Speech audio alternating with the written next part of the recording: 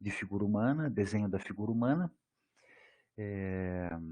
E essa aula de hoje aqui a gente vai falar sobre o corpo simbólico na arte, entender o corpo, né, em que medida, né, entra o modernismo, preocupações da arte moderna, da arte modernista, né, talvez para ser mais preciso, o corpo entra como símbolo e como que se constrói esse símbolo.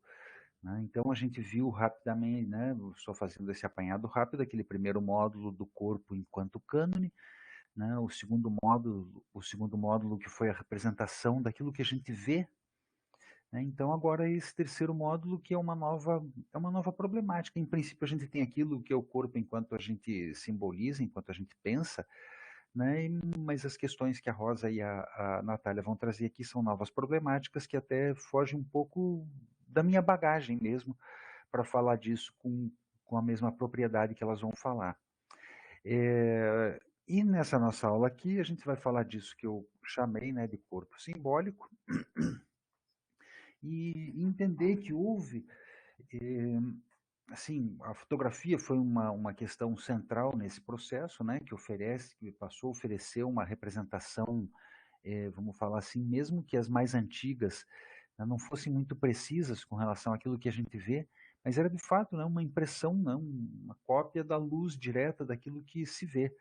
Né, que a fotografia de repente começa a oferecer isso como ferramenta, e os artistas ficam livres, né, dessa obrigação de ter que representar o corpo, né, e as coisas como aquilo que a gente vê, e, e novas problemáticas começam a surgir, né, novas questões começam a ser colocadas no âmbito da arte.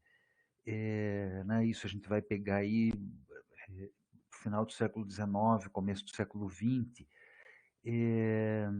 Tem uma figura central aí nesse processo, né, que é o Gauguin, o Gauguin era um grande sacana, na verdade, né, que largou mulher, filha e tal, e foi viver numa ilha. Eu acho que ele foi viver no Tahiti, se não me engano, não lembro mais. Foi viver numa ilha e viver lá, né, com novos, né, com grupos étnicos diferentes. Aí começa a buscar, né, então, esse sentido de novas referências corporais e novas maneiras, novas possibilidades de pintar um corpo nu. Outras duas figuras, né, que também rompem com essa forma de escapar, né, de, de fugir dessa questão da arte realista, né, o que era a arte acadêmica no momento, né, que a arte ela se voltava, né, para essa questão da representação, que foi o Cézanne e o Degas, que começam também a romper com a forma de representar o corpo, a distorcer o corpo, né, colocar o corpo deformado, né, colocar o corpo enquanto pintura, simplesmente, né? Também, né, então começam a criar assim essas novas definições dos volumes, né, eles desestabilizam os corpos, né, colocam os corpos não da maneira como a gente vê, mas é, de acordo com o movimento da forma no quadro em si. Né? Então é isso que a gente vai ver entre esse final do século XIX e o começo do século XX, essa reinvenção de um novo corpo, que rompe, né, com esse cânone tradicional, com a forma, né, tradicional artística que se organizou na forma de representação, não só do corpo, mas do espaço também. Né? Então a gente começa a colocar corpos e faces, eles são mais formas simbólicas do que as imagens que seriam fiéis aos modelos ou idealizadas em relação aos seus modelos, né, como a gente viu. E alguns artistas começaram a se orientar para essa elaboração, né, de novos corpos que se pareciam com os corpos, mas não que se apoiavam nessa preocupação de produzir uma ilusão, né, porque a arte, essa coisa de arte realista, a gente pode pensá-la, né, como uma forma de iludir os olhos, né, de dizer para a pessoa que tem alguma coisa ali que de fato não tem, né, que é aquela brincadeira, né, do, do Magritte, né, que isso aqui não é um cachimbo, né, ce n'est pas une pipe, né, que ele coloca lá o cachimbo, então ele brinca um pouco com isso, né, com essa ideia, e de fato é uma pintura, né, que de fato produz essa ilusão, né, essa ilusão. E a gente vai encontrar, até vou fechar a minha imagem aqui, cadê? Aqui. Até para ampliar melhor esse espaço. Se bem que eu acho que, não sei como é que fica para vocês verem. E a gente vai encontrar, né, vamos pegar o Gustave Moreau, que a gente veio, né, classificar, né, veio a ser chamado de simbolista, né, que ele, Odilon Redon é um artista que produz junto com ele, mas o Gustave Moreau se volta mais, né, para os corpos né, a gente enxerga mais essa busca de um tema mitológico, e na medida em que esse tema mitológico aparece, a gente vai ter esse tipo de resultado. Se a gente, né, lembrar as outras pinturas de Vênus que a gente viu, eu acho que eu mostrei para vocês, tanto a Vênus do Botticelli, como aquela Vênus, não lembro agora, de um daqueles academicistas que tinha lá uma Vênus, né, também na praia e tal. Ela, né, e a gente agora observa essa obra do Gustave Moreau, e ainda assim, vamos pegar a data, né, 1866, é praticamente meados quase ainda, né, do século XIX, né, então, e ele, enquanto tinha lá aquele pessoal preocupado em representar aquelas, né, figuras femininas extremamente sexys, etc., o Cabanel, acho que sim, acho que era esse mesmo, né? E que era aquelas figuras extremamente sexys e tal. Aqui não, ele dá um outro ar, né? Esse corpo ele tem uma outra função na imagem. Eu acho que é esse mesmo, acho que é o Cabanel. E mas é isso, elas são bonitas, são pinturas bonitas, mas se a gente compara, né, tudo aquilo que eles faziam com uma pintura forte e marcante mesmo como essa, né, do Moreau, a gente vê que a figura aqui ela é uma sereia, né, essa que vem aqui para Vênus e oferece alguma coisa para ela, essas criaturas da mitologia, né, que estão presentes. E a gente vai encontrar isso, né, essa forma de representação do corpo, mais nesse sentido, né, na obra desses artistas. Vamos pegar mais algumas aqui do Gustave Moreau.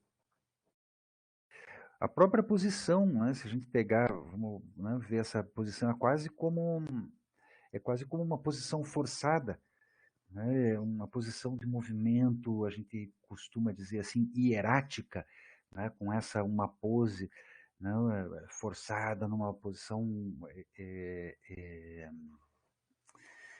quase religiosa, assim, né? Então um pouco esse cabelo voando para trás, né, de uma forma meio rígida, né? Não tem aquela busca por aquele, né? A gente vejam aqui o cabelo, aquela questão da representação da Alberti, que ele falava que o pano deve ser assim, que o cabelo deve ser assado, deve ser coerente de uma maneira, não sei o que e tal. Não, o corpo ele entra aqui dentro de uma outra perspectiva, dentro de uma outra lógica que vem sendo construída nesse momento, né? Nesse final aí de século XIX. Essa aqui especificamente, Cântico dos Cânticos, né, é um tema bíblico, né, é um trecho da Bíblia. A pintura é belíssima, sem dúvida, e quando a gente aproxima, vejam como esse rosto, né, os seios, o rosto, né, esse rosto meio de 3/4, né, não tem aquela coisa do seio perfeito, do rosto perfeito, não, é um rosto colocado ali a partir da sua própria beleza de pintura, né, e de um modo geral dessa composição como um todo, aonde entra essa figura, onde ela está inserida, qual que é o clima criado para essa figura, qual que é o ambiente no qual ela está inserida, né, e aí todo esse mosaico de pequenas cores colocadas, né, esse ambiente meio soturno, né, que a gente vê nessa obra do Moreau.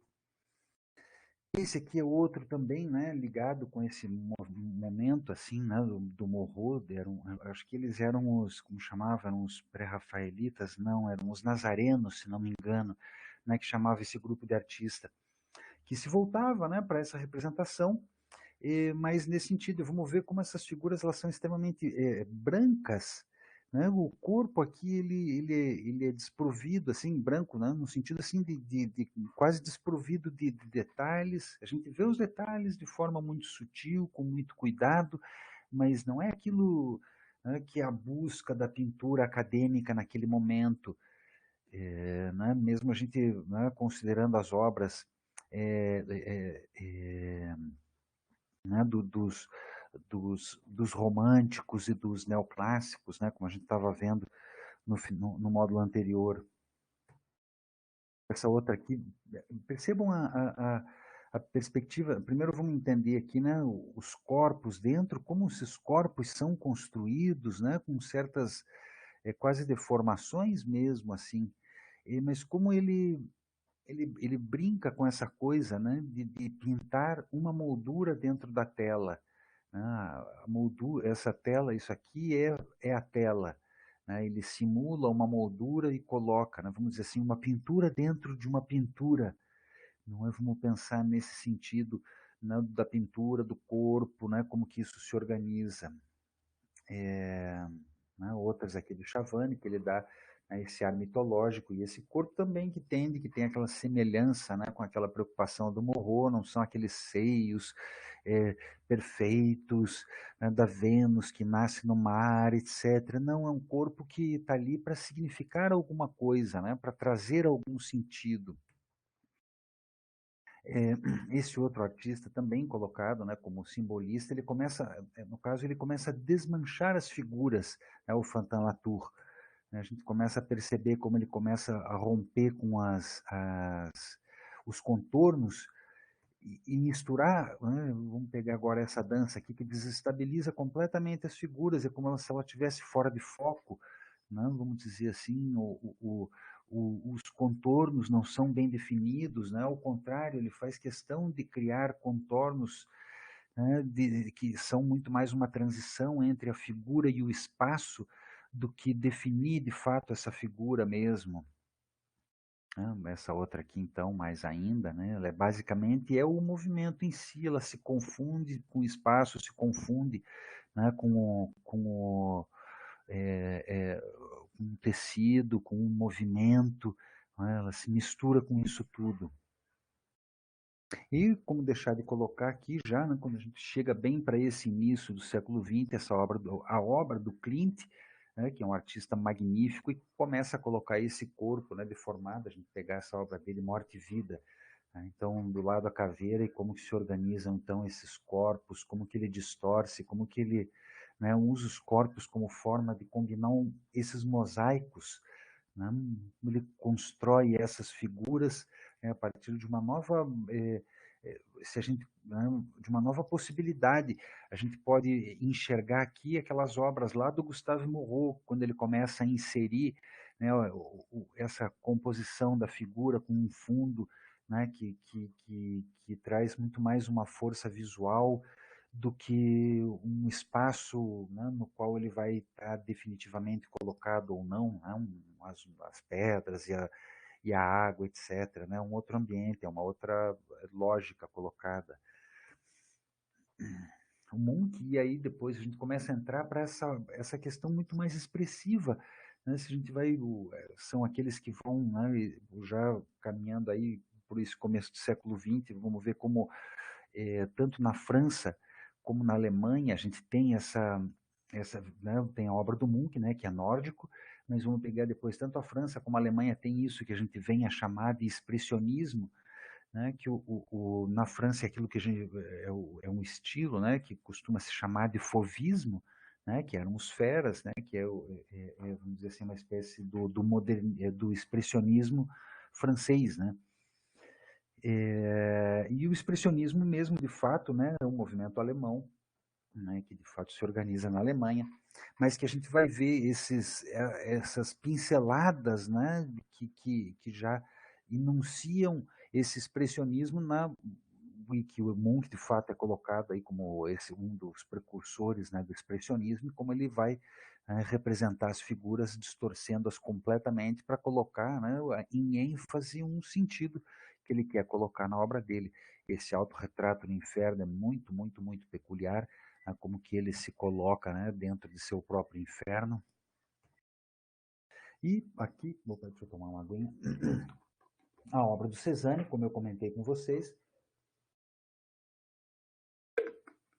que ele começa com, basicamente, a desconstruir esses corpos enquanto figuras e construir esses corpos enquanto formas.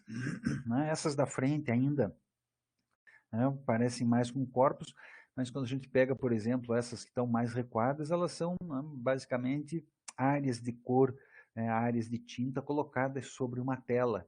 É muito que a gente pode começar a pensar essa organização, né, do corpo na parte, né, do Cézanne. Então ele tem essas banhistas, né, que ele vai e pinta repetidamente essas banhistas, a gente consegue perceber já, são corpos humanos, mas eles não seguem aquela lógica que o Alberti ensinou e que vem, né, naquela tradição, até o Cabanel, né, e os seus, né, contemporâneos, né, eles assim, basicamente rompem, né, com essa lógica de representação, e Toulouse-Lautrec, né, que deforma essas imagens, né, que deforma esses corpos, né, que desestabiliza e desorganiza esses corpos. E a obra do Paul Gauguin, né, então ele, nessa busca de encontrar, né, novos corpos, né, que não seriam aqueles padrões europeus com o qual, né, toda a representação da arte estava apoiada.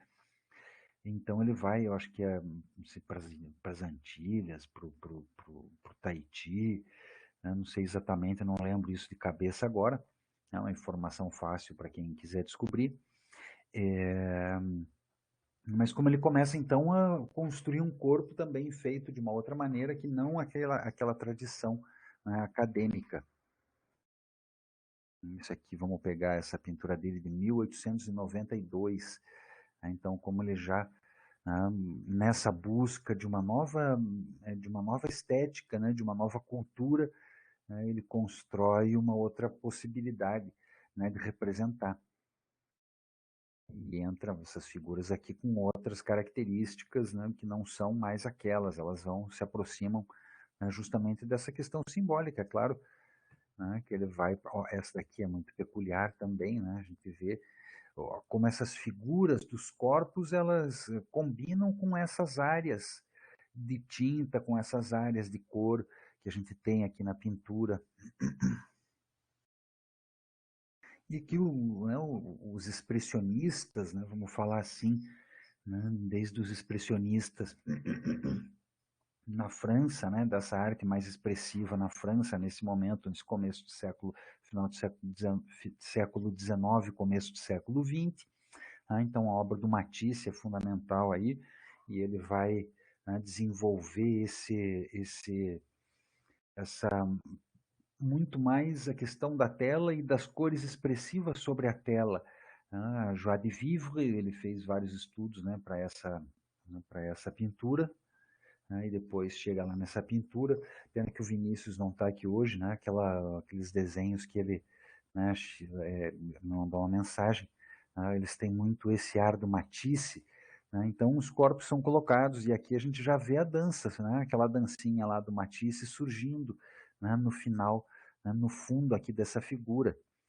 Mas é muito peculiar aqui como ele constrói então essas figuras, lembra muito as próprias banhistas do Cézanne, né, em certo sentido, mas essa liberdade no traço, e as figuras surgem muito mais, né, no sentido de compor o espaço, né, de funcionarem como corpos que estão ali, que sugerem corpos, mesmo que não sejam exatamente aquilo que a gente vê, né, independente da deformação que é colocada.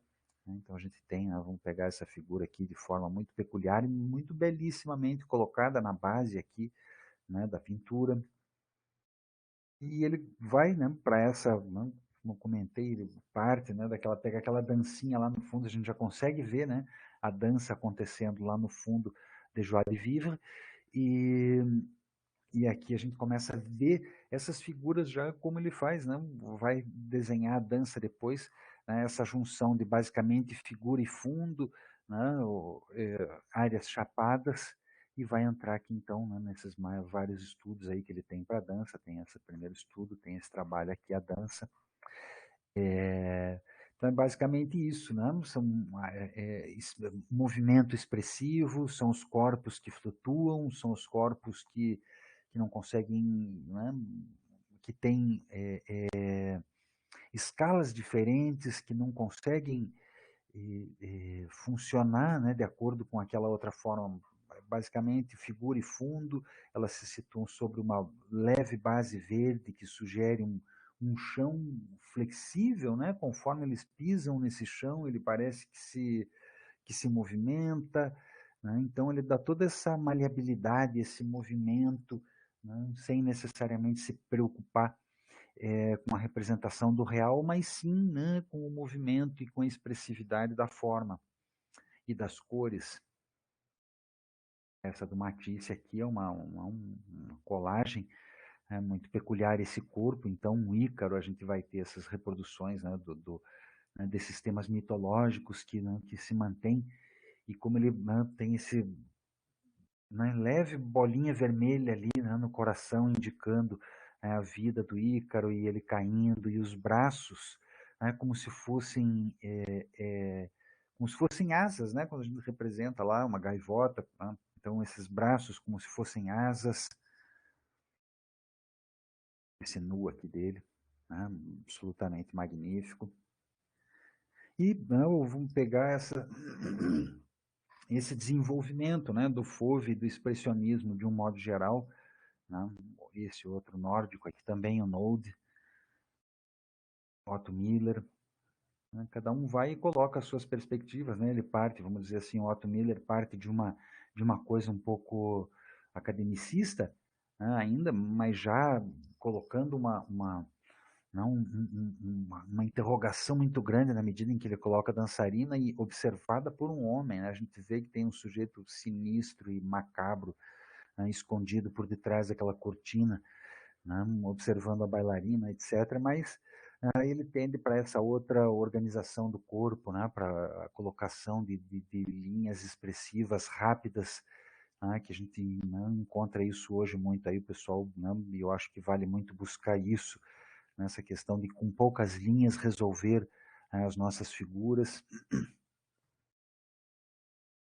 certo? O Otto Miller desenvolve muito isso. Outro artista, né, o Kirchner, que coloca, então, essa deformação cromática, que acrescenta até esse, esse desconforto, né, de a gente ter meninas, né, meninas literalmente, né, crianças nuas, assim, expostas e tal, né, né, essa, né, Marcela também, que coloca essa questão forte, esse laço de fita, mas aí o corpo entra dessa forma, né, como um conjunto de pinceladas, etc, etc. Né, e, por outro lado, essas olheiras, né, esse verde forte embaixo dos olhos, esse vermelho forte no lábio, né, então o desconforto dessa deslocalização, né, de um corpo de uma criança né, que está nua ali num ambiente, né, sentado numa almofada, e, né, alguma coisa que provoca esse desconforto de uma maneira, né? Esse outro artista que desenvolve muito essa questão gráfica, que é o Pechstein, né? Desestrutura esses corpos, né? Constrói aqui, né? Vai um pouco por essa usa, né, a gravura até como ferramenta para se simbolizar esses corpos mesmo, né? Simbolizar as expressões, né? Vocês estavam lá fazendo as expressões, então, né, como simbolizar esses movimentos, como simbolizar essas expressões. Né? Essa outra também, né? Franzi reclinada, essa outra, né, problemática, né, colocada desse desconforto de um corpo, né, é quase infantil, isso é uma repetição, e a gente não tem aqui, mas tem uma outra, acho que é do Otto Miller, se não me engano, que é o Mercador de Escravas Brancas, que é uma obra bastante sórdida, né, que ele mostra essa questão sórdida, né, daquele começo do século XX ali né, nesse local. E, né, especificamente entrando aqui também nesse começo do século XX, essa obra do Picasso, a Les Demoiselles d'Avignon, que é uma obra absolutamente emblemática, não só na obra do Picasso, mas é, é, na arte mundial, né, na qual ele acrescenta, né, faz esses corpos aqui bastante simbolizados, e outras coisas fundamentais que ele coloca são essas máscaras aqui, né, esse corpo aqui, ele basicamente não existe, né, ele tem sugestões de corpo, né, o que faz o corpo é basicamente a máscara. Esse de baixo aqui também é basicamente, se a gente observar com clareza, o corpo são algumas sugestões aqui de corpo, e o que faz, né, a questão do corpo aqui, que traz para a gente é essa máscara. Então, como isso, né, essa máscara traz um símbolo forte no uso do rosto. Aí depois no próprio desmanchar como é esse rosto, como são essas figuras. E aqui, né, para finalizar, vamos trazer essas questões que são colocadas pelo Duchamp, é, que o Duchamp, além de todas as, além dele ser um artista absolutamente fantástico, né, no meu ponto de vista, assim, em todos os aspectos, uma das coisas que ele fez foi criar esse alter ego, que é a Rose Selavi. Né? Ele escrevia Eros, Rose Selavi, se a gente pegar, é um jogo com o nome, né? Ele é R. Rose. Pois é, com muita classe, exatamente. Ele era de uma família muito rica, não tenha dúvida que e se a gente pegar esse nome, ele brinca Eros Selavi. Em francês é um jogo de palavras para dizer que Eros é a vida, né? Um pouco isso assim, é como aquele jogo de palavra que ele faz com a com a Mona Lisa, né, que ele coloca algumas letras assim, que é Elle age, que quer dizer assim, ela, né, ela tem ela tem uma bunda quente, né? Eu acho que é o termo assim. Ela age, ela age féocule, alguma coisa assim, né? Que é o jogo de letras sugere aquilo, né? Da Mona Lisa. E o Duchamp faz isso, né? Várias vezes ele se faz fotografar como Rose Selavi, né? Como Eros é a vida, em várias ocasiões. Da classe, com a Carolina, né, observou ali. E, e, e essa também é uma obra que ele brinca com a nudez, né, que era uma instalação, né, o Etandonné, que a pessoa observava e que dá esse ar de desconforto, né, que parece sei lá, um corpo que foi, né, um corpo feminino que foi largado num mato morto, né, alguma coisa assim, e que é uma observação, né, de um determinado ponto, que essa obra, na verdade, era isso, assim, né, como vocês podem ver aqui à esquerda, era uma caixa, né, por meio da qual as pessoas se espreitavam ali, assim, um, num buraco. E era basicamente uma montagem, assim, se não me engano, ele pegou pergaminho, né, ou couro, e, né, montou aquilo de uma forma que, visto sob um ponto de vista específico, daria, né, essa percepção aqui, assim, né, daria essa visão do corpo. Né? Então, como ele, de forma muito genial, constrói essa instalação para sugerir, né, né, esse olho esse olhar por um espaço que gera um desconforto, né, com relação a esse observar, né, esse olhar masculino, male gaze, né, como a Cecília tinha comentado, né? Né, e trazendo precisamente isso, né, essa obra para encerrar aqui, ele já mais velho, assim, já, e essa performance que ele faz no Museu de Arte de Pasadena. No fundo a gente tem o grande vidro, e ele faz essa Eve Babitz era uma artista, né, judia, e ela né, faz essa performance com o Duchamp, né, que era um jogo de xadrez, né, ambos jogaram, né, ele era rico já, estava com a vida ganha, ele não precisava, né, vender as obras dele, e, e ele ficou por muito tempo sem produzir, basicamente ele dizia que ele jogava xadrez por aquele período, assim, né, e aí ele faz então essa performance e que, né, em certo sentido, traz essa questão, a problemática colocada dos privilégios masculinos em relação aos femininos. Né? Se a gente perceber aqui, além dela estar sem roupa, né, e ele estar com roupa, Ah, ele está jogando com as pedras brancas, né? Para quem sabe jogar xadrez, né? Quem começa está com as brancas, né? Então é uma vantagem começar, né? Então é um pouco esse jogo, né, que é colocado aqui com relação ao corpo, né, nessa, né, o que eu teria para apresentar para vocês nesse conteúdo de hoje. Deixa eu ver o que mais aqui. É isso aí. E vou deixar aqui então na Eve Babitz, vou encerrar essa minha aula aqui, encerrar essa gravação.